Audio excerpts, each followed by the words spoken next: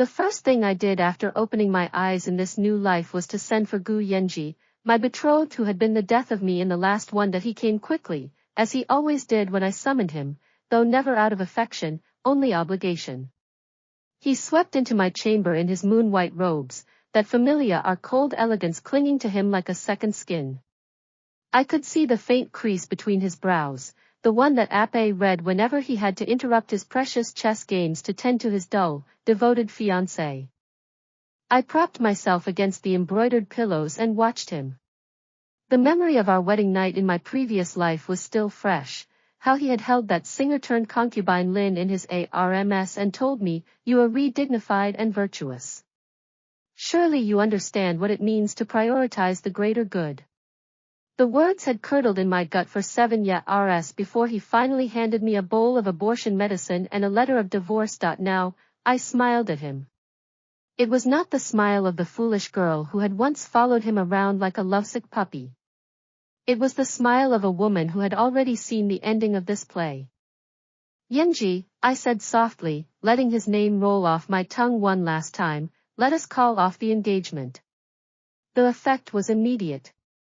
His composed face cracked with genuine shock, those cold eyes widening just a fraction. He probably thought I had lost my mind from the Ner drowning. After all, everyone in the capital knew how besotted I was with him. I had embroidered him 100 sachets, copied out his poetry anthologies by hand, even learned to play the cheen just so he might find me less tiresome. "What nonsense are you speaking?" His voice was sharper than usual. "Have the physicians not read the water from your lungs? You are delirious." I laughed. The sound surprised even me. It came out light and free, like I had been holding my breath for 7 years and had finally let it go. "I have never been rare-headed, Yanzhi. The engagement is dissolved. You may go why your Lin Yangzi, the one who writes you those little love verses about moonlit rivers. I am sure she will make you very happy." His face went pale, then red. He stepped closer, his hand reaching for my wrist, to check my pulse, probably, or to shake some sense into me. I pulled my arm back before he could touch me. The thought of his skin against mine made my stomach turn. "You are being absurd," he said through gritted teeth. "Your family will never agree. The betrothal was sealed by our parents years ago." "The betrothal," I said, meeting his eyes directly, "was sealed with a jade pendant that my grandmother gave your mother. I have already sent someone to retrieve it. Your mother should be receiving the messenger about now." The color drained from his face completely. He knew I was serious. He also knew that once word got out that I was the one who had broken it off, the gossip would not be kind to him. A woman who willingly walked away from a match everyone had envied, there had to be a reason. And men did not like being the ones left behind. "You will regret this," he said, his voice low and dangerous. "No one else will have you after this scandal. You will die an old maid." I tilted my head and smiled sweetly. "I would rather die an old maid than die as your wife." He did not understand the weight of what I had just said. How could he? In his eyes, I was still the same lovesick fool. He stormed out of my room, his pristine robes swishing against the doorframe, probably already planning how to salvage his precious reputation. I let out a long, slow breath and sank deeper into my pillows. My maid, Chunhua, rushed in with a cup of warm tea, her round face pinched with worry. "Miss, are you truly going through with this? Your mother will be furious. The dowry preparations alone." "Let her be furious," I said, taking the tea. The warmth seeped into my cold fingers. "She will thank me later, once she sees what kind of man Gu Yanzhi truly is." Because I knew what was coming. In my last life, Gu Yanzhi had quietly siphoned funds from the Jiangnan Weaving Bureau to pay off his precious Lin Yangzi's father's gambling debts. He had thought himself clever, covering his tracks with the sort of arrogance that came from being the son of the most powerful man in the empire, or so he believed. His father, Zhao Heng, was the regent king. But in my last life, I had never truly understood the dynamic between them. I had only known that Zhao Heng was terrifying, that he really smiled, and that Gu Yanzhi seemed to exist in a strange state of filial piety mixed with really concealed resentment. This time, I knew exactly how to use that rift that I had already sent the incriminating account records to Minister Wang of the Revenue Bureau, a man known for his incorruptible nature and his secret grudge against the regent's faction. The information would reach the right EARS within days. Gu Yanzhi's little financial misadventure would not stay hidden for long. 3 days later, the rumors sta root. Whispers that the Gu heir was being investigated for embezzlement. Whispers that his engagement to the Qi family's daughter had been broken off because the Qi family had somehow gotten wind of the scandal. The story was already spinning itself in my favor, exactly as I had planned. But the real game had only just begun. I told my mother I needed to visit Jade Buddha Temple on the outskirts of the capital. A spiritual retreat, I said, to clear my heart after the broken engagement. She was so relieved I was not weeping into my pillows that she agreed immediately, even ordering the best carriage and the sturdiest driver. What she did not know was that I had timed this outing with precision. The Regent King, Zhao Heng, would be returning from an imperial hunt through that very mountain pass today. I had paid a servant in his household a small fortune for that information. The ride up the mountain was bumpy and jolting. I clutched the carriage walls, rehearsing the scene in my head. My driver had been instructed to release a hidden catch on the harness at just the right spot, a steep, winding bend where the road dropped off into a ravine. He would feign being thrown off, and I would careen down the slope until someone, preferably the Regent King and his retinue, stopped the carriage. It was dangerous. I knew that. But I had already died once, and I was not particularly afraid of dying again. Not if it meant dragging all my enemies down with me. The moment came. The carriage lurched violently, the driver's riled cry echoing through the trees. I threw myself against the side panels, gripping the window frame as the world tilted sideways. Horses screamed. Wood groaned. I could hear the distant shouts of men, the pounding of hooves. Then, suddenly, the chaos stopped. A heavy hand yanked the reins through the carriage window. The horses, which had been wild with terror, shuddered to a halt so abruptly that I was thrown forward. I crashed into a wall of solid muscle and cold metal. The breath left my lungs in a rush. My nose smashed against what felt like a steel breastplate, and tears sprang to my eyes, not from emotion, but from the sheer agony of cartilage meeting iron. I looked up, gasping, and found myself staring into the darkest eyes I had ever seen. They were like bottomless wells, flecked with amber, framed by brows that slashed across his forehead like sword strokes. Zhao Heng. The Regent King. The man who should have been my father-in-law. Up close, he was younger than I remembered. In my last life, I had only ever seen him from a distance, a silhouette at banquets, a shadow behind the throne. Now I could see the faint lines at the corners of his eyes, the hard set of his jaw, the gray-streaked temples that did nothing to diminish his raw, imposing beauty. He could not have been more than 40, but he carried himself like a man who had already conquered everything worth conquering. His hand was still wrapped around the leather reins, his knuckles white. He was close enough that I could smell him, a blend of cold iron, horse leather, and something to recur, like sandalwood and smoke.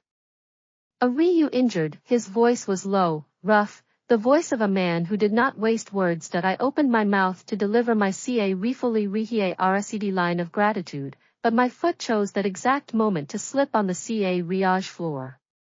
I stumbled forward again, my body colliding with his a second time. And my lips, quite by accident, brushed against the corner of his mouth. It was a touch, a whisper of contact that lasted less than a heartbeat. But I felt it like lightning, shooting down my spine, through my fingertips, all the way to the soles of my feet. His eyes widened, just a fraction, the first crack in that impenetrable mask. I scrambled backward so fast I hit my head on the carriage frame. My face was on fire. I could feel the heat radiating from my cheeks, spreading down my neck. This had not been in the plan. This was a disaster. Forgive me, Your Highness, I stammered, bowing my head so low my forehead nearly touched the floor. I am deeply sorry. I lost my footing. The carriage, the horses, I never meant to. He was silent for a long moment. I could feel his gaze burning into the top of my head, assessing me, dissecting me. I had no idea what he was thinking. Maybe he would throw me in prison for assaulting a royal. Maybe he would have me executed for the sheer audacity of touching him. I risked a glance up through my lashes that he was still looking at me, but there was something different in his expression now. A flicker of something that might have been amusement. Or curiosity. Or both. You are Ri Chi Wan, he said. It was not a question. Yes, Your Highness. The girl who broke off her engagement to my son. My stomach dropped. Of course he knew. Of course word had already reached him. I opened my mouth to explain, to deflect, to do anything to salvage this situation. But he simply turned away, swinging himself onto his massive black horse with a fluid grace that belied his age. He gathered the reins, his back straight, his silhouette cutting a stark line against the gray winter sky. Before he rode off, he glanced back at me. Just once. That dark gaze met mine, and the corner of his mouth, that same corner my lips had touched, quirked upward, ever so slightly. Be more careful on the roads, he said. This mountain is full of unexpected turns. And then he was gone, his retinue thundering after him, leaving me alone on the winding path with my ruined carriage and my racing heart. I pressed my fingers to my lips and felt them trembling. The memory of his skin against mine was read into my senses, the rough texture, the unexpected warmth, the faint taste of something like winter wine. This had not been part of the plan. But as I watched the dust settle on the empty road, I realized something with sudden, terrifying clarity. I did not want it to be undone. The days that followed were a blur of whispers and sidelong glances. Someone had seen the Regent King catch me in his arms, someone else had heard him speak to me. By the time I returned to the city, the story had already twisted itself into something else entirely, that the chief family's daughter had not broken off her engagement to the Gu heir, but had been replaced by the Regent King himself. Gu Yanzhi came to see me again, his face a thundercloud of contained fury. He cornered me in my family's den, his hand gripping my arm hard enough to bruise. You humiliate me by breaking our engagement, he hissed, his cold composure shattered, and now you seduce my father. I looked down at his fingers digging into my sleeve and felt a strange, detached calm. In my last life, I would have wept at this treatment. I would have apologized, begged him to understand, promised I had never intended to shame him. Now, I simply smiled. Your father, I said softly, seems to be a better man than his son. He caught my carriage without being asked. He made sure I was safe. What have you ever done for me, Yanzhi, except make me feel like I was never enough? His face contorted. He raised his other hand, as if to strike me. And then, from the den gate, a voice cut through the air like a blade. Remove your hand from her. Zhao Heng stood at the entrance, still in his riding clothes, his dark eyes fixed on his son's hand on my arm. He looked calm. That was what made it terrifying. He was not angry, not agitated, just absolutely certain of his authority. Gu Yanzhi let go of me as if I had scalded him. Father, he said, his voice shaking slightly, this is not, leave us, Zhao Heng said. I will speak with you later. Gu Yanzhi fled. I watched him go, this man who had once held my entire future in his hands, now reduced to a retreating back and trembling shoulders. It was satisfying. It was deeply, viscerally satisfying. But then Zhao Heng turned his gaze on me, and the satisfaction curdled into something else entirely, a fluttering, nervous awareness that I could not quite suppress. Chi Wan, he said, stepping closer. The winter sun caught the gray in his hair, making it gleam like silver. You are a clever girl. Too clever for your own good, perhaps. My throat went dry. I do not know what you mean, Your Highness. Don't you? He stopped a few feet away, close enough that I could feel the heat radiating from his body. The carriage was tampered with. I had my men inspected after you left. The harness was cut, but in such a way that it would only release under specific pressure. That was no accident.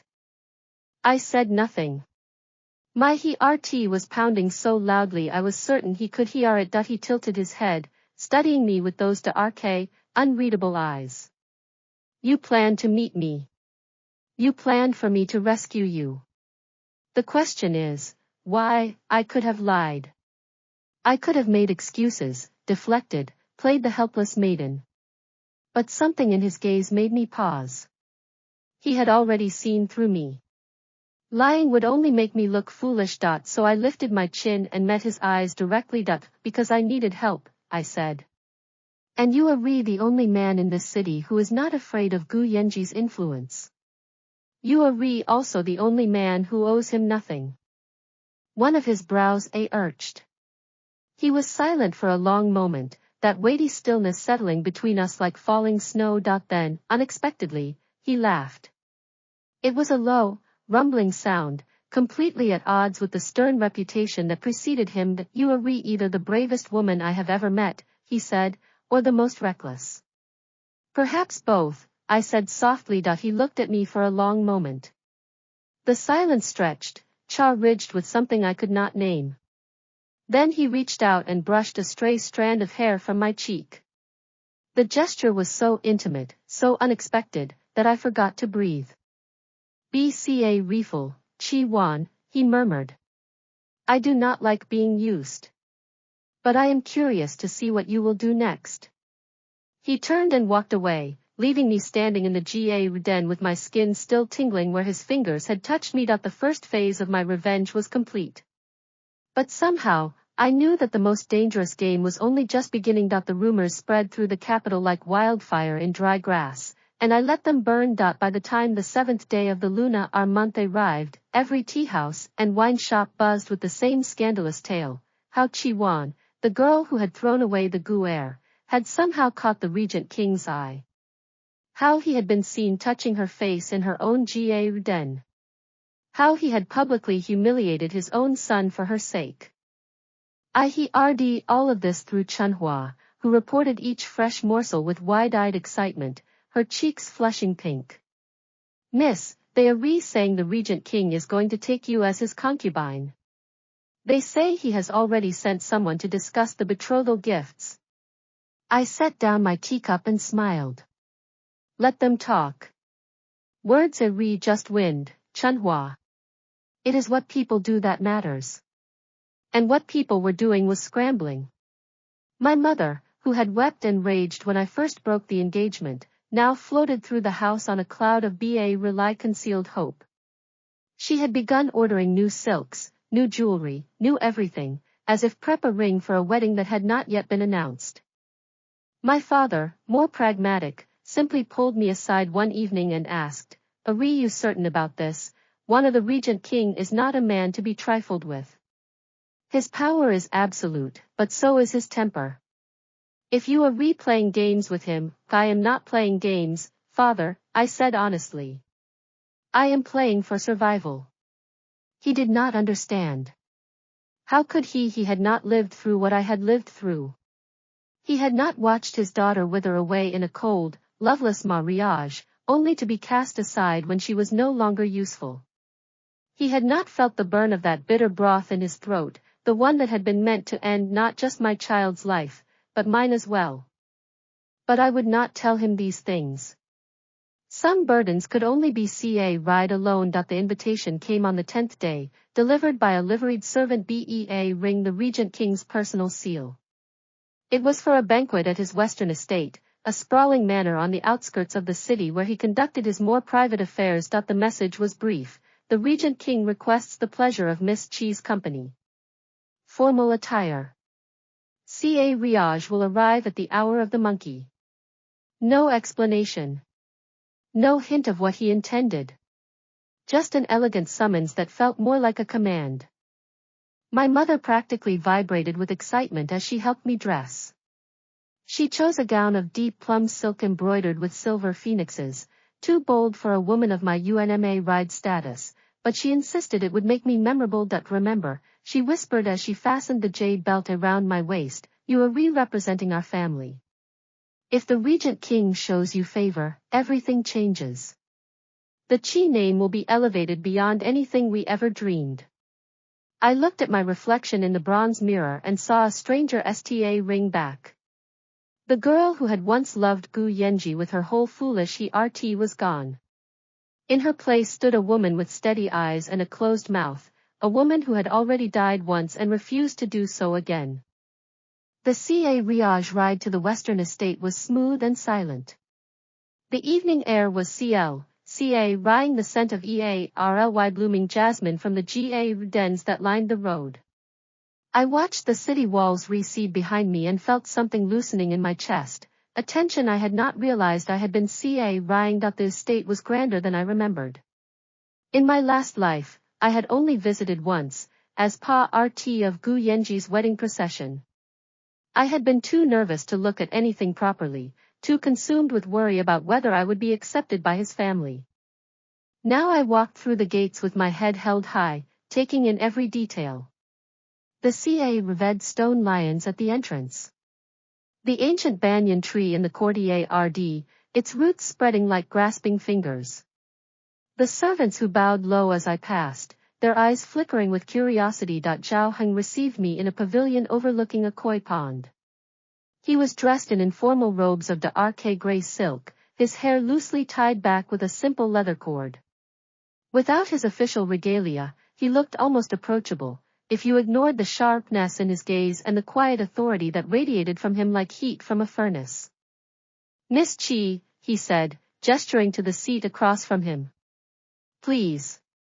Sit. I trust the journey was not too taxing. I curtsied and took the offered seat. A servant poured tea, fragrant oolong, the kind that cost more than most families rened in a year.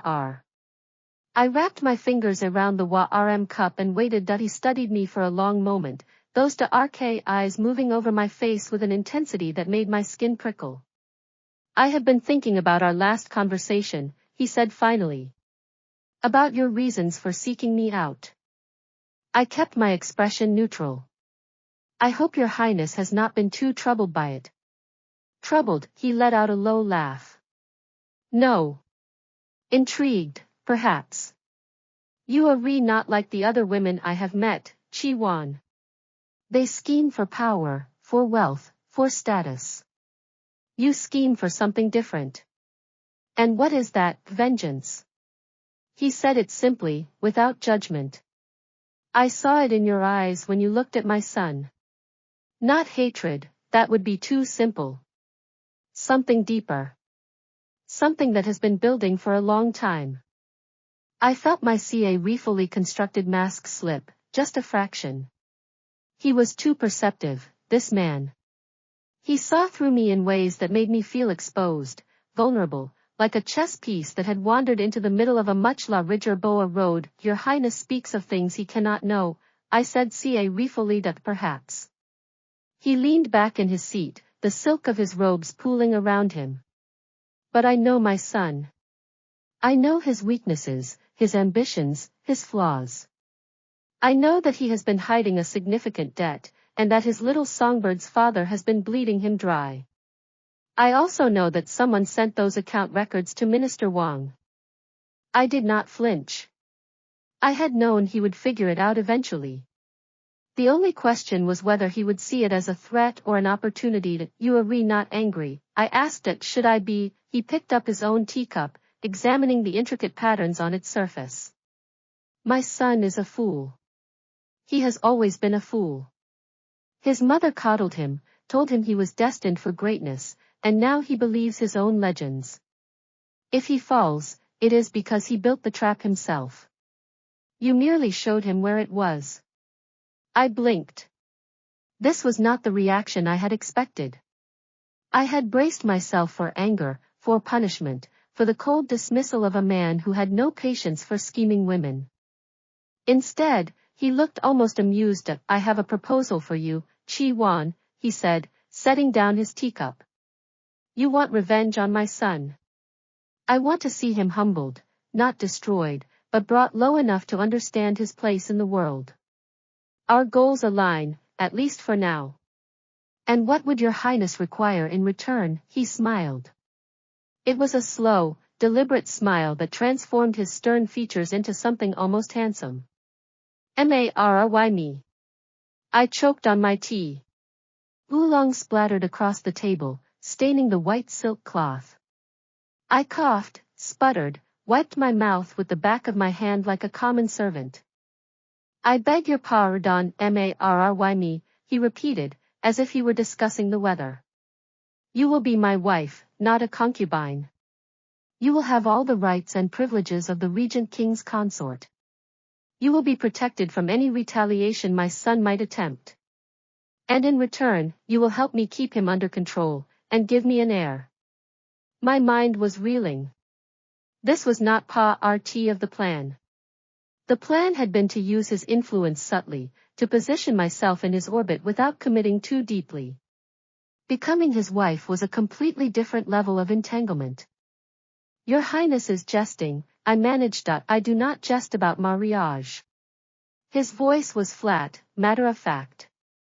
I have been widowed for 10 years. My son is a disappointment. I need a legitimate heir, someone who can carry on my line without the taint of his mother's foolishness. You are young, healthy, and clearly intelligent. You would do well. And love, I heard myself ask. What of love? He looked at me with something that might have been pity. Love is for poets and fools, Chi-wan. Marriage is a practical arrangement. But I will not mistreat you. You will have my name, my protection, my wealth. In time, you may even have my respect. I sat back in my seat, my heart pounding. Everything he said made sense. It was a good deal, better than anything I could have hoped for. But something about it felt wrong, hollow, like accepting a beautiful meal that had no taste. And then I remembered my last life. I remembered the cold loneliness of Gu Yanzhi's house, the way he had looked through me as if I were made of glass. I remembered the bitterness of that final morning, the bowl of abortion medicine pressed into my hands, the words he had spoken as if they were kind. You are not in love with me, I said slowly. You do not even know me. I know enough. He leaned forward, his elbows resting on his knees. I know you are brave. I know you are vengeful. I know you will not bore me. That is more than I had with my first wife, and we managed well enough. His eyes met mine, and for a moment, the mask slipped. I saw something flicker there, something raw and unguarded that he quickly suppressed. There is a feast tonight, he said, his voice returning to its usual calm. Eat, drink, enjoy yourself. Think about what I have said. You do not need to answer me now. He rose from his seat and offered me his hand. I took it, feeling the warmth of his palm against mine, the rough calluses on his fingers from years of sword practice. And then, as I stood, my sleeve caught on the edge of the tea table. I stumbled, pitching forward, and his other hand shot out to steady me. We were close again. As close as we had been on the mountain path. I could see the flecks of amber in his dark eyes, the faint lines at the corners of his lips, the silver threading through his temples. "Ca Riefel," he murmured, his breath warm against my forehead. I looked up at him, and something shifted in the air between us. The practical, calculating part of my brain was still screaming about alliances and strategies. But the part of me that had died alone and unloved was suddenly, traitorously, wanting. His hand tightened on my waist. His eyes dropped to my lips. And then, without thinking, I rose on my toes and pressed my mouth to his. It was a terrible idea. Foolish, reckless, completely counter to everything I had planned. But for one brief, dizzying moment, I did not see a re. He did not push me away. Instead, his hand came up to cup the back of my head, his fingers tangling in my hair. The kiss deepened, gentle at first, then fiercer, as if he had been holding himself back for longer than I knew. That when we finally broke apart, we were both breathing hard. His eyes were darker than I had ever seen them, and his lips were slightly swollen. At that, he said, "Heirs was not part of the proposal." "No," I agreed, equally breathless. "But perhaps it should be." He read at me for a long moment, and then he laughed again, that low, rumbling sound that seemed to come from somewhere deep in his chest. "You are a dangerous woman, Chi Wan," he said. "Dangerous enough to be your wife." His smile widened. "Perhaps. We shall see." The feast that night was lavish, spread across a long table laden with dishes I had only ever seen in paintings. Roasted pheasant in honey sauce. Steamed fish with ginger and scallions. Delicate dumplings shaped like little gold ingots. I ate until I could eat no more, and I watched him watch me from the head of the table. He was a hardy man to read, Zhao Hang. His face revealed nothing. But his eyes kept returning to me, tracing the line of my jaw, the curve of my neck, the way my fingers wrapped around my wine cup. By the time the last course was read away, I had made my decision. "Your Highness," I said, rising from my seat and walking toward him. "I have thought about your proposal." He set down his wine cup, his full attention on me. And I knelt before him, my head bowed, my hands pressed together in the formal gesture of supplication. "I accept. I will marry you, and I will bear heirs, and I will help you manage your rebellious son. On one condition." "Name it." I looked up, meeting his eyes directly. "Never lie to me. I have had enough of lies in my lifetime. If we agree to be partners, I need to know that your word is true." He was silent for a long moment. Then he reached down and took my hands in his, pulling me to my feet. "I swear it," he said. "On my honor, on my ancestors, on everything I hold sacred. I will never lie to you, Chi Wan." I nodded, not trusting myself to speak. The weight of the promise settled around us both, heavy and final. I had just married myself to my ex-fiancé's father. But as I looked into those dark, unreadable eyes, I felt something I had not felt in years. Not hope, exactly. Not love. Something like the first stirring of a new beginning. The Riage ride home was quiet, but my mind was anything but. I replayed the night's events over and over, the proposal, the kiss, the promise. I had secured the most powerful ally in the empire. I had positioned myself to destroy Gu Yanzhi completely. And yet, the part of me that had kissed Zhao Hang with such reckless abandon was still trembling. Chuanhua was waiting for me when I returned, her face flushed with excitement. "Miss. The servants already talking. They say the Regent King was seen kissing you in the pavilion. Is it true? Are you going to be his wife?" I walked past her into my chamber and began unpinning my hair. "Yes," I said quietly. "It is true." She squealed with delight, bouncing on her heels. "Oh, miss. This is wonderful. This is more than wonderful. The Qi family will be elevated to Chunhua." I turned to look at her, my expression serious. "I need you to be careful from now on. The people who wanted to destroy me before will only want it more now. Do not trust anyone. Do not speak of what you have heard. Do you understand?" She sobered immediately, her round face growing pale. "Yes, miss. I understand." I nodded and dismissed her, sinking down onto my bed. The silk sheets were against my skin, the embroidered pillows soft beneath my head. But I could not sleep. Every time I closed my eyes, I saw his face. I felt his lips on mine. I heard his voice, low and rough, saying my name. This was supposed to be a transaction. A strategic alliance. A means to an end. But as I lay there in the darkness, sta ring up at the painted ceiling, I realized with dawning horror that I was beginning to see a ring for him. And ca ring was the most dangerous thing of all. The announcement of our betrothal sent shockwaves through the capital that I could feel in my bones. My mother wept with joy. My father paced the study for 3 full days, alternating between pride and terror.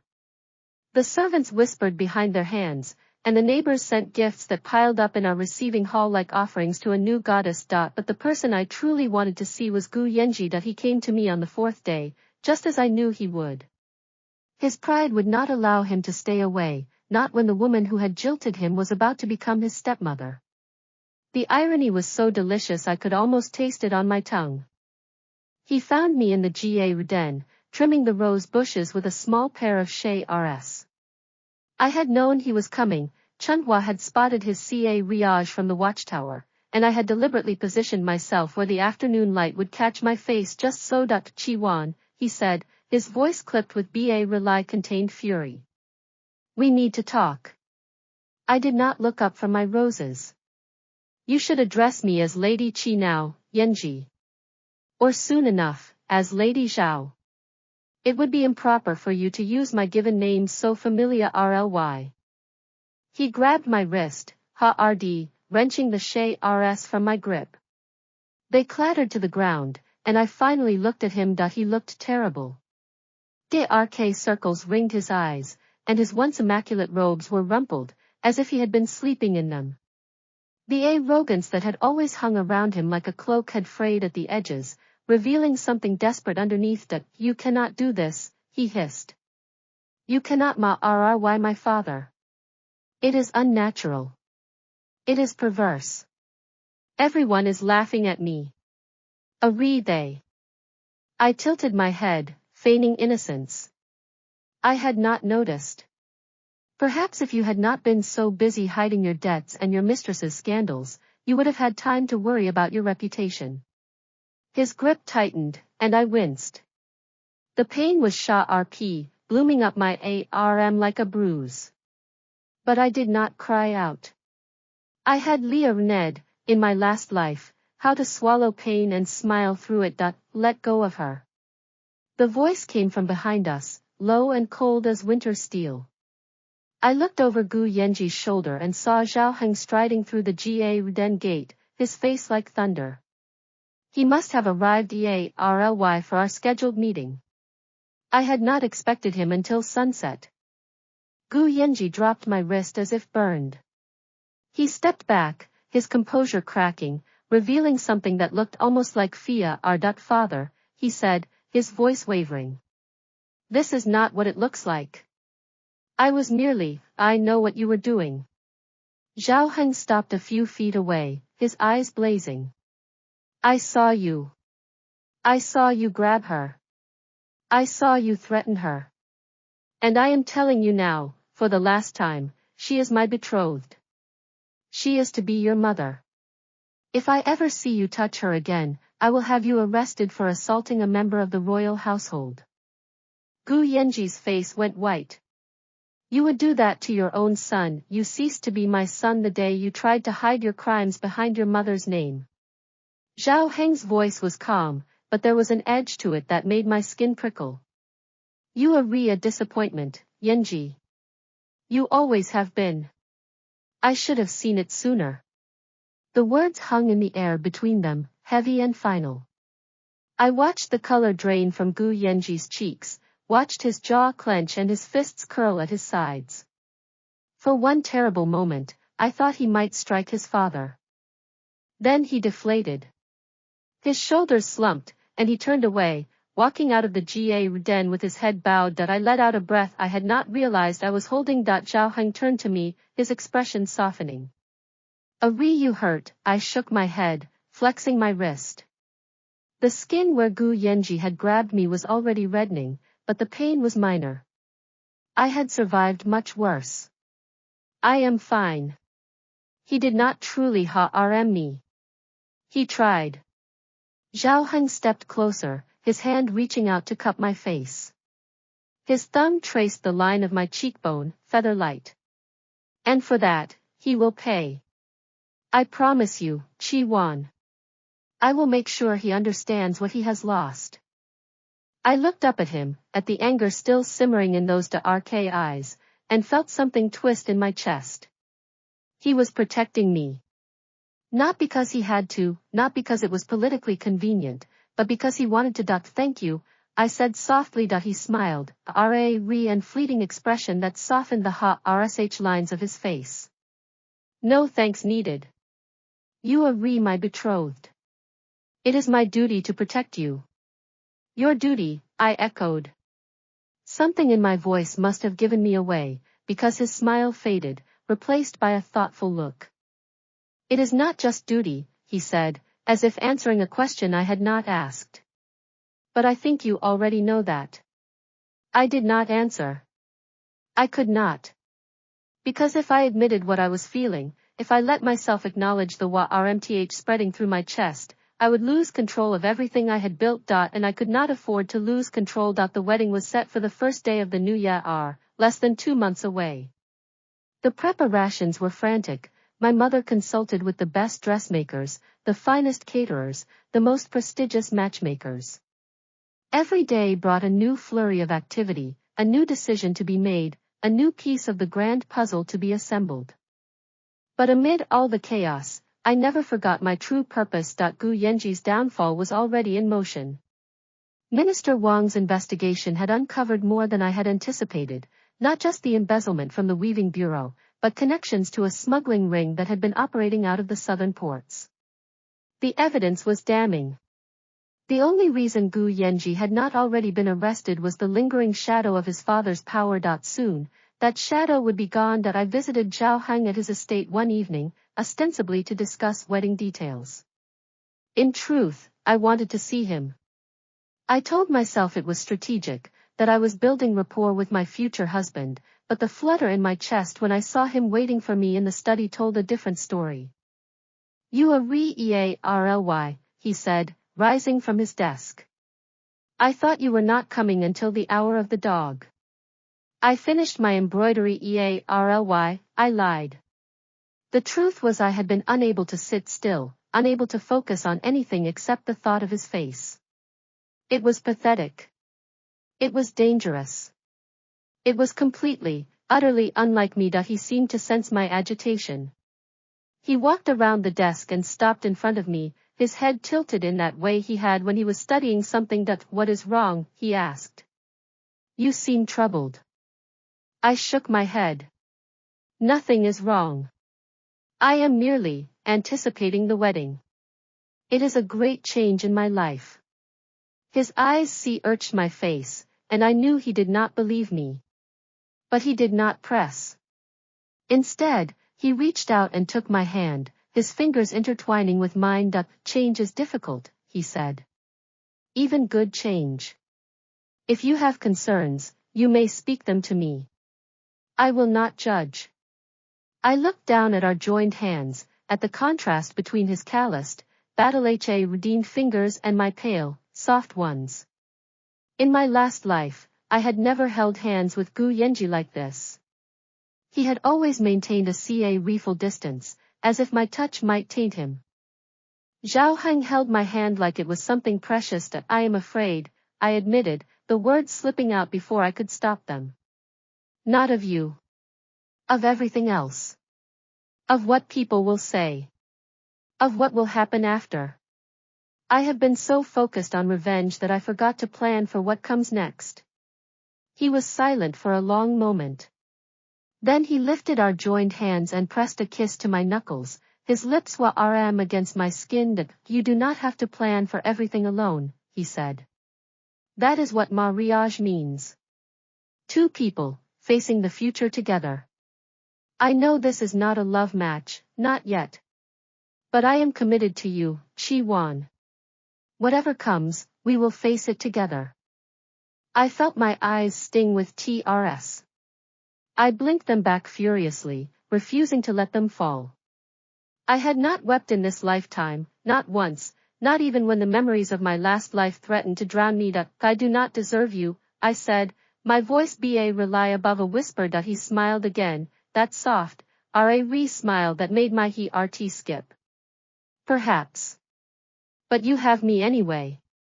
The days leading up to the wedding passed in a blur.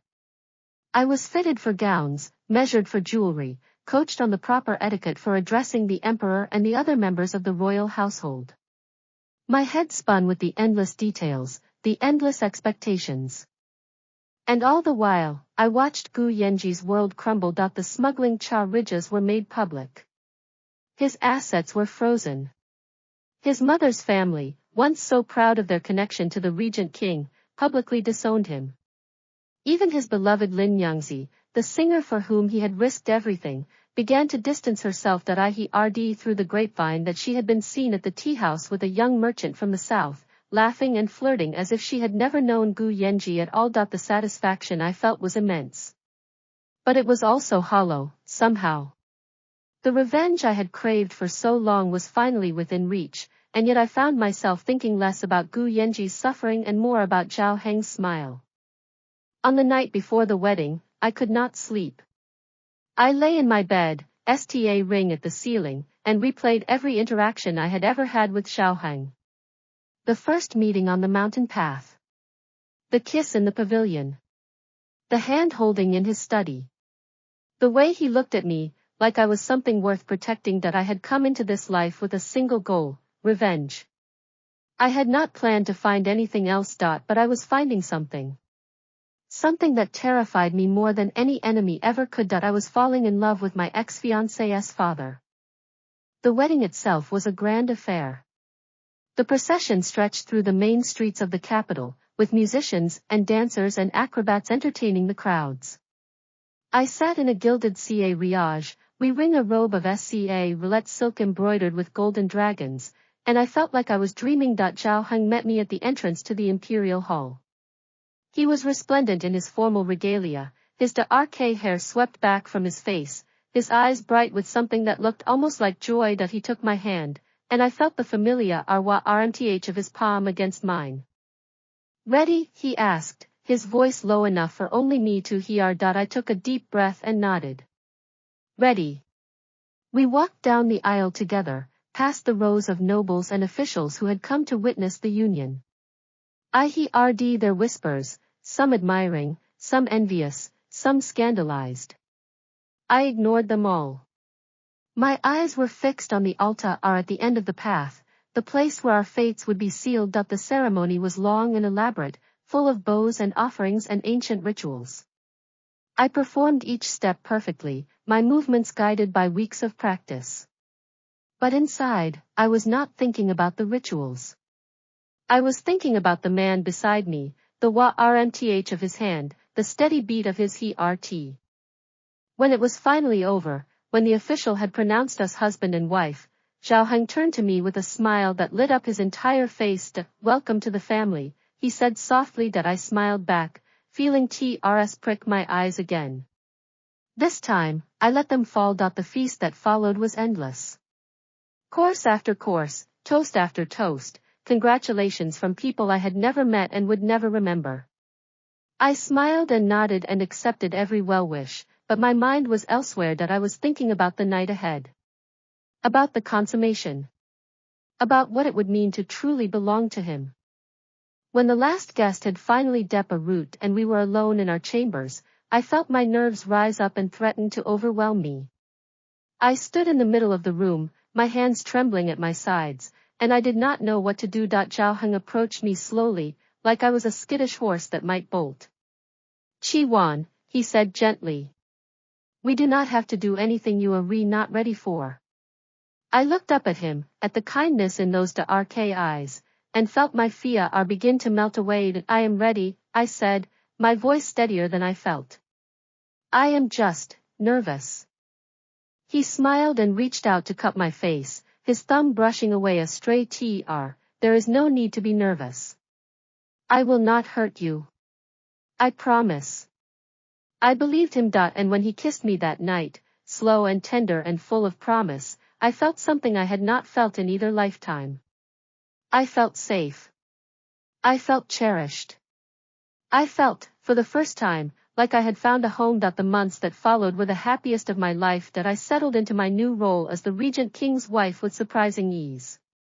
The household staff respected me. The nobles curried my favor. Even the emperor's mother, the dowager empress, sent me a personal note of congratulation. But the best part was the mornings. Every day, I woke up beside Zhao Heng, his arm wrapped around my waist, his breath warm on my neck. We would lie there for a few precious moments, just holding each other, before the demands of the day pulled us apart. I began to notice changes in my body. Small at first, a little nausea in the mornings, a strange craving for sour plums. I dismissed it as stress, as the adjustment to my new life. But when my monthly cycle did not come, I began to suspect the truth. I went to see the physician without telling Zhao Heng. I wanted to be sure before I raised his hopes. The old man examined me with careful hands, his wrinkled face creased in concentration. Congratulations, Lady Zhao, he said finally. You are with child. The words hit me like a wave. I sat there, stunned, my hand pressed to my still flat belly, and I felt tears streaming down my cheeks. I was pregnant. I was carrying Zhao Heng's child. The cycle of death and rebirth that had consumed me for so long was finally being broken. I rushed back to the estate, my heart pounding with joy. I found Zhao Heng in his study, reviewing official documents. He looked up when I burst in, his eyebrows rising in surprise. What is it? What has happened? I crossed the room in 3 quick steps and threw myself into his arms. I am pregnant, I whispered against his chest. We are going to have a child. He went completely still. For a moment, I feared I had made a terrible mistake, that he did not want this, that our marriage was still just a transaction to him. Then his arms tightened around me, crushing me to him, and I felt his body shake with something that might have been laughter or tears. The child, he repeated, his voice hoarse. Our child. Yes. I pulled back to look at him, my hands framing his face. Our child. Our future. Everything we have been building. Tower Road. He kissed me then, a deep, consuming kiss that left me breathless. When he pulled away, his eyes were bright with a happiness I had never seen in them before. Thank you, he said, his voice rough with emotion. Thank you, Chi Wan. For everything. I smiled through my tears. Thank me later. Right now, I need to sit down. And possibly eat a whole jar of sour plums. He laughed, that low, rumbling sound that had become so dear to me, and helped me into the rest chair. That night, as we lay in bed together, his hand resting protectively on my still flat stomach, I realized that I had finally achieved something more important than revenge. I had found peace. And I would fight tooth and nail to keep it. The news of my pregnancy spread through the capital faster than the spring wind, and I watched as the political landscape shifted around me. Nobles who had once looked through me now bowed with exaggerated deference. Their wives sent gifts of ginseng and bird's nest, their sons offered to serve as pages in our household, their daughters angled for invitations to my tea gatherings. Everyone wanted to be close to the woman carrying the regent king's heir. But the person I watched most carefully was Gu Yanzhi. He had been living in the shadows since his arrest, confined to a small house on the outskirts of the city while his trial proceeded. His mother's family had cut him off completely.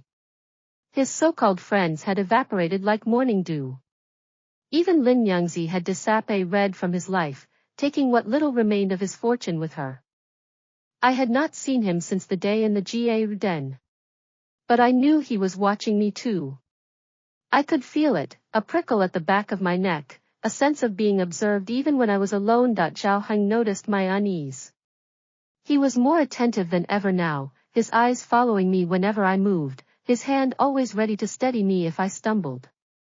The pregnancy had made him fiercely protective, almost to the point of suffocation. You are worrying again, he said one evening, setting down his brush to look at me across the study. I can see it in your brow. What troubles you? I hesitated. I had not told him about my lingering fiancée Riga riding Gu Yanzhi. He had already done so much, arranged for the trial, ensured the evidence was ironclad, even spoken to the emperor on my behalf. It felt ungrateful to mention that I still read his son that, "It is nothing," I said. "Just pregnancy nerves. The physician says it is common." He rose from his desk and crossed to where I sat by the window. He knelt before me, his hands resting on my knees, his eyes searching my face. "Chi Wan," he said softly. "I have told you before. I do not lie to you, and I expect you not to lie to me. If something is bothering you, tell me. We are partners in this." I looked into those dark eyes and felt the familiar tug in my chest. He was right. I had promised myself I would never be the silent, suffering wife again. If I could not speak to my own husband, then what was the point of this new life? "Your son," I said finally. "I worry about what he might do. He has lost everything, his status, his wealth, his reputation. Desperate men do desperate things." Zhao Heng's expression keened. "He is under house arrest. He cannot leave his property. I have guards posted at every gate. Guards can be bribed. Walls can be climbed." I reached out to touch his face, my fingers tracing the hardy line of his jaw. "I am not trying to doubt you.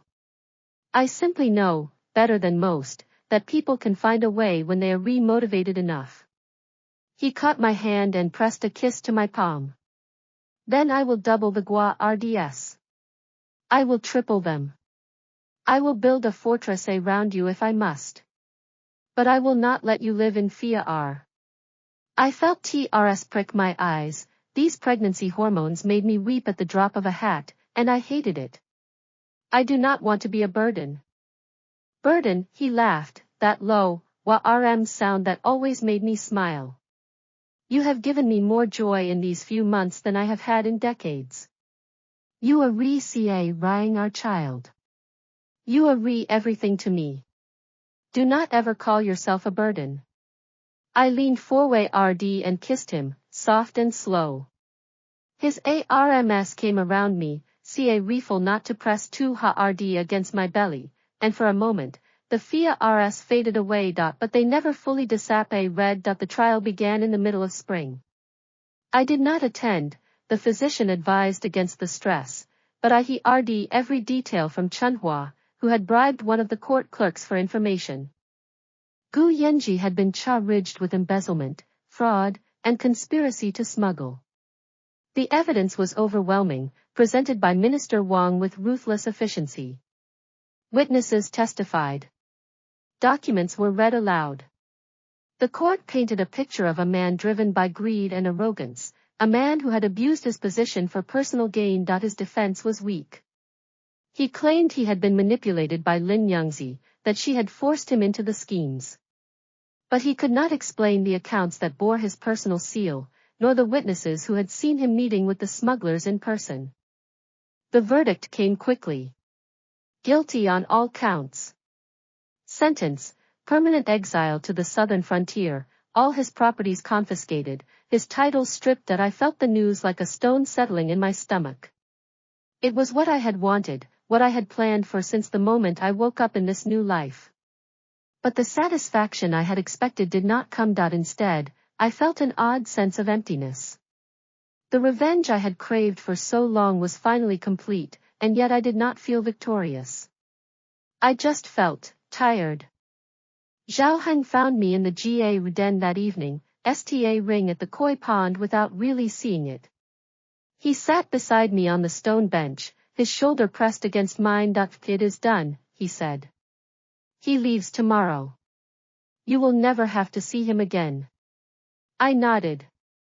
"I know. You do not sound happy." I turned to look at him. The evening light softened the hardy edges of his face, making him look younger, almost vulnerable. I thought I would be. I spent so long imagining this moment, the moment when he would finally get what he deserved. But now that it is here, I feel nothing. He was silent for a moment. Then he took my hand and held it between both of his. That is because you are not the same person who wanted revenge. You have grown, Chi Wan. You have become someone who values other things more than vengeance. Is that a bad thing? No. He smiled. It is a wonderful thing. It means you are healing.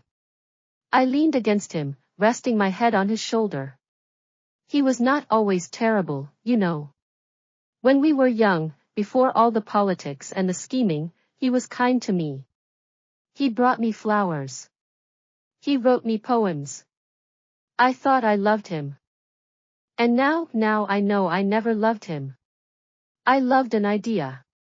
A fantasy. I lifted my head to look at him. The real love came when I stopped looking for it. His eyes softened. He leaned in and kissed me, gentle and sweet, and I felt the last of the emptiness dissolve. That I had my revenge. But I had so much more than that. The months passed, and my belly swelled. The physician visited weekly, his wrinkled face creased with approval. Healthy as a horse, he read. The little one is strong. You will have an easy delivery. I was not so sure. I had seen childbirth in my last life, had watched other women struggle and scream and sometimes not survive. The Fia are gnawed at me, even as I tried to stay positive. Zhao Hang was a rock. He stayed by my side through every sleepless night, every bout of morning sickness, every irrational craving. He held my hair back when I retched. He rubbed my aching feet. He listened to my Fiancés and soothed them with a patient, unwavering love that I had never expected to find. You are spoiling me, I told him one night, as he fed me slices of PR. I will never be able to live without you. Good, he said, his eyes twinkling. That is the goal. The labor came unexpectedly, in the middle of the night. I woke to a sharp pain in my belly, followed by a gush of warm fluid. The contractions began immediately, crushing waves that stole my breath and left me gasping. Zhao Hang was at my side in an instant. I had not even realized he was awake, but there he was, his face pale with worry, his hands steady as he helped me through each contraction. The physician, he shouted to the servants. Fetch the physician. And the midwife. Hurry. The hours that followed blurred into a haze of pain and fear. I screamed. I wept. I begged for it to end. The midwife instructed me to push, and I pushed with everything I had, but nothing seemed to happen. And then, in a moment of clarity between contractions, I saw Gu Yanzhi's face. He was standing at the foot of my bed, watching me. But that was impossible. He was supposed to be in exile, hundreds of miles away. I blinked, and the vision vanished. But the Fia remained. Zhao Hang, I gasped. He is here. I saw him. His face redeemed. No one is here. It is just us. You are safe. I saw him, I insisted. He is watching me. He wants to hurt the baby. Zhao Hang turned to the servants. Search the estate. Every room, every corner. If my son is here, I want him found. I cried out in pain as another contraction hit. The midwife shouted something about crowning, about one more push. I gathered every ounce of strength I had and pushed, screamed, pushed again. And then I heard it, a thin, reedy cry that pierced through the chaos. A boy, the midwife announced, her voice trembling with joy. A healthy boy. The world went quiet. I collapsed against the pillows, my body shaking with exhaustion and relief. Zhao Hang was beside me, tears streaming down his face, his hand gripping mine so tightly I thought he might break it. You did it, he whispered. You did it, my love. We have a son. I laughed, a watery, broken sound. Let me see him. The midwife placed the baby on my chest. He was small and wrinkled and absolutely perfect. His eyes were closed, his tiny fists curled against his cheeks. I counted his fingers and toes, traced the curve of his ear, memorized every detail of his face. He was a boy. A healthy boy. The heir that Zhao Hang had wanted. And as I looked down at him, I felt something inside me shift. The shadows of my past life, the bitterness, the pain, the endless cycle of revenge, seemed to fall away. I had been reborn into this life for a purpose. And holding this child in my arms, I finally understood what it was. I was not just surviving anymore. I was living. The days that followed were a whirlwind of visitors and congratulations. The Dowager Empress sent a gift of jade bracelets. The Emperor himself sent a personal note of felicitation. Even my mother, who had been so against the marriage at first, came to visit with tears in her eyes. But through it all, I was aware of a shadow. A darkness that had not fully lifted. The CRCH of the estate had found nothing. No sign of Gu Yanzhi. No evidence that he had ever been there. I began to doubt my own memory. Maybe the pain had been too great, maybe my mind had conjured him from fear. Still, I could not shake the feeling of being watched. 3 days after the birth, Chunhua came to me with a trembling voice. "My lady," she said, her face pale. "There is a letter. It was left at the servants' entrance. No one saw who delivered it." I took it from her, my hand steady despite the fear that had begun to coil in my chest. The writing on the outside was unmistakable. I had seen it in my last life, on love letters and marriage contracts and, finally, on the divorce papers that had ended everything. It was Gu Yanzhi's handwriting. I broke the seal and read the contents. There were only 2 lines. "Your happiness will not last. I will come for what was taken from me." I set down the letter and looked at my son, sleeping peacefully in his bassinet. His tiny chest rose and fell with each breath, his little fingers grasping at nothing. The revenge I had thought was complete was not over. But this time, I would not face it alone. I had a husband who loved me, a son who needed me, and a strength that had been forged in the fires of my last life. I would protect them.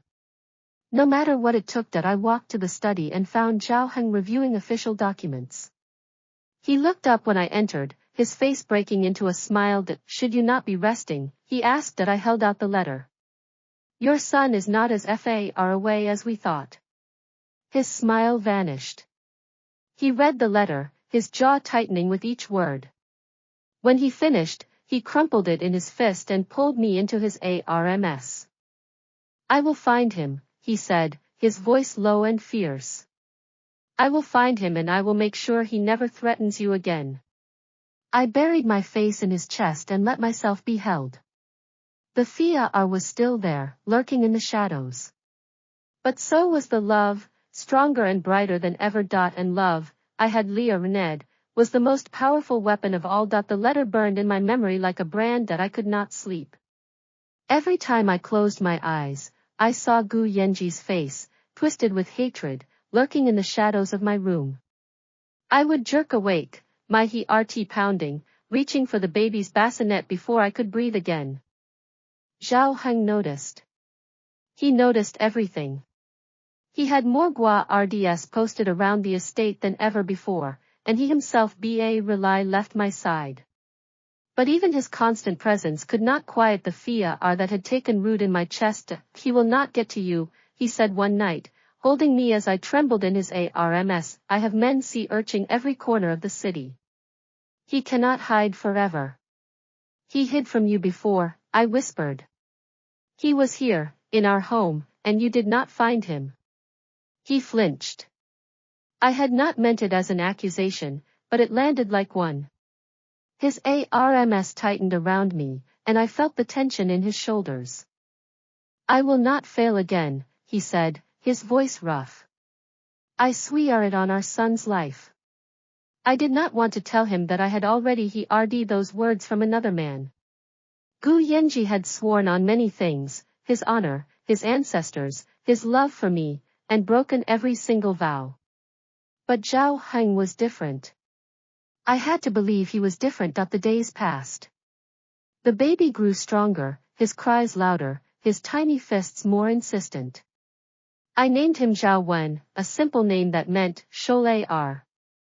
Zhao Heng had wanted to name him after a famous general, but I had insisted on something gentler.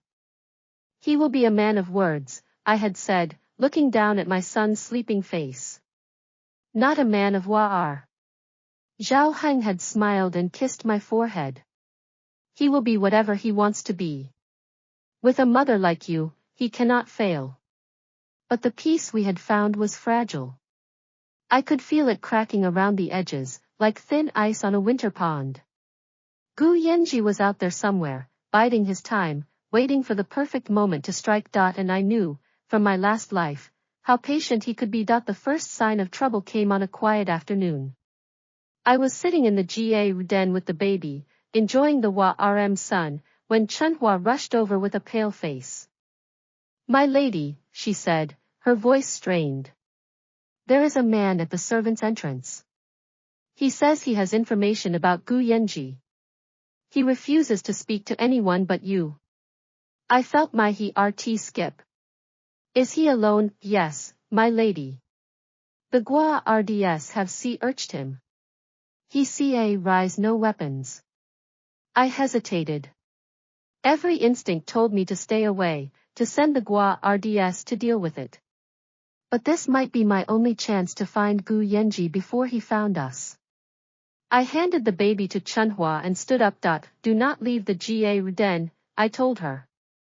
"If I am not back in an hour, go to the Regent King." She nodded, her round face creased with worry. I walked to the servants' entrance, my footsteps steady despite the fear that churned in my stomach. The man waiting there was old and weathered, his clothes worn and his face lined with hards. He bowed when he saw me, his eyes rooting nervously. "Lady Zhao," he said. "I am a messenger. I was paid to deliver this to you." He held out a folded piece of paper, his hand trembling. I took it, my eyes never leaving his face. "Who paid you?" "I do not know, my lady." "A man in a hood. He met me at the market, gave me coins, and told me to bring this to you. He said it was urgent." I unfolded the paper and read the words written in that familiar hated script. "At 1 month. The day of the full moon. Come alone to the old temple on the eastern hill, or I will find another way to hurt you. Your husband cannot protect you forever." I felt the blood drain from my face. The old temple on the eastern hill. In my last life, that was where Gu Yanzhi had taken me on the night before our wedding, to swear our eternal love beneath the stars. The irony was not lost on me. "Tell me more about the man who hired you," I said, my voice steady. "Was he young? Old? Did he have any distinguishing features?" The messenger shook his head. "I am sorry, my lady. He kept his face hidden. He gave me a good amount of silver, and I did not think to ask questions." I nodded and dismissed him. The guards let him go, and I stood there in the shadow of the servants' entrance, ring at the letter in my hands. That he wanted me to come alone. He wanted me to walk into his trap, like a lamb to the slaughter. But I was not the same woman he had known. I had died once. I had been reborn. And I would not go down without a fight. I found Zhao Heng in the study, pacing like a caged tiger. He had heard about the messenger from his guards and was clearly beside himself with worried. "Give me the letter," he said, holding out his hand. I gave it to him and watched his face darken as he read it. "He is an idiot if he thinks I will let you go alone," he said. "I know." I walked to him and placed my hands on his chest, feeling the frantic beat of his heart beneath my palms. "But I have an idea. A way to use this against him." He looked at me, his brow furrowed. "What are you planning?" I smiled, a sharp smile that felt more like a blade than a curve of lips. "He wants me to come alone. He is expecting a helpless woman, a new mother who is desperate to protect her child. He will not be expecting a trap of my own. You want to use yourself as bait." "No." I shook my head. I want him to think I am using myself as bait. I want him to think he has won. And then, when he is most confident, I want you and your men to close in on him. He was silent for a long moment. Then his hands came up to cup my face, tilting it up to meet his gaze. You are the most terrifying woman I have ever met, he said. That I laughed. Is that a compliment? Absolutely. He kissed me, hard and fast, and when he pulled away, there was a fierce light in his eyes. But I am coming with you. Hidden. Watching. If he so much as breathes on you, I will end him myself. I nodded. I had expected nothing less. That the next few weeks were a blur of preparation. Zhao Heng arranged for his best men to be hidden around the old temple, in the trees, in the underbrush, even in the temple's own walls. I practiced my performance in the mirror, rehearsing the look of fear and desperation that Gu Yanzhi expected to see. The day of the full moon arrived, clear and cold. I dressed in a simple gown, leaving my jewels behind. I wanted to look like a woman who had come in haste, who had not stopped to think about her appearance. Zhao Heng watched me from the doorway, his face tight with really controlled tension. That BCA refill, he said. If anything feels wrong, if you even sense danger, leave immediately. I will be close enough to protect you. I walked to him and pressed a kiss to his cheek. I will be fine. He is the one who should be afraid. The Riage ride to the eastern hill was long and silent. I watched the city fall away, replaced by fields and forests, and I thought about my last life. The night before my wedding to Gu Yanzhi, I had been so full of hope. I had believed, with all my heart, that he loved me. What a fool I had been. The temple was old and decrepit, its walls crumbling, its roof sagging.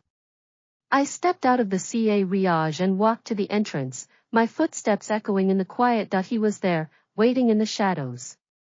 I could see the outline of his figure, thin and hunched, a ghost of the proud man he had once been. You came, he said, stepping into the moonlight. His face was gaunt, his eyes sunken, his beard unkempt. He looked like a man who had been living in the wilderness, eating scraps, sleeping in ditches. I felt no pity.